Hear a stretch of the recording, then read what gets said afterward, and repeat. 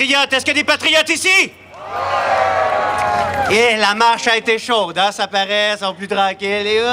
Est-ce qu'il y a des patriotes dans la place? Ah, bonne journée nationale des patriotes. Ça fait plaisir de retrouver beaucoup de visages familiers encore cette année.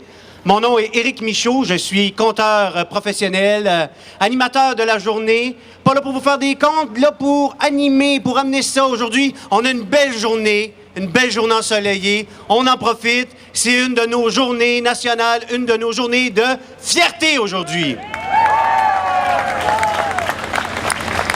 Puis je me disais, justement, on regarde les événements qui se passent maintenant au Québec. Si on fait des parallèles avec ce qui se passait à l'époque des Patriotes, il y a des liens à faire incroyables. Et je suis tombé sur une partie du discours d'un patriote qui s'appelait Édouard-Étienne Rodier. Un discours qu'il a fait à la Saint-Jean-Baptiste en 1835. Et je vous le fais en extrait à vous autres. Regardez comment que ça peut inspirer. Vous voyez comment ça se passe avec le gouvernement des fois. Comment le peuple n'est pas consulté, comment que le gouvernement prend ses décisions lui-même, sans écouter le peuple. Voyez comment ça se passait en 1835.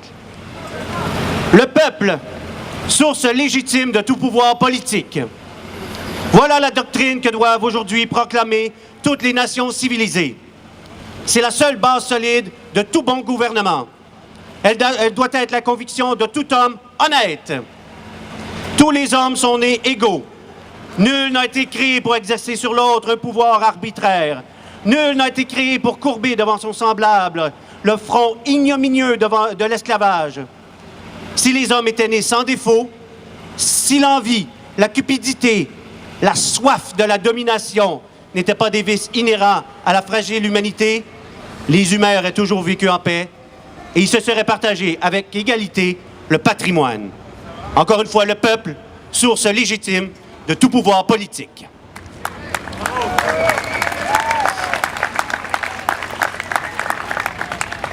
Et là, comme il fait beau, on s'est dit, bon là, on a fait le côté un peu plus sérieux, on va faire un côté plus léger. Et je parlais au président de la Société Saint-Jean-Baptiste, qui dit qu'il a le goût de faire de quoi d'un petit peu plus dangereux, un petit peu plus différent, qui sort du cadre un peu, de quoi d'un peu plus gratonien. Appelons-le comme ça. En faisant référence à un certain film, sans nommer tout le nom du film, mais ça commence avec Elvis. Alors, on va voir ce que ça donne. J'ai bien hâte de voir ça.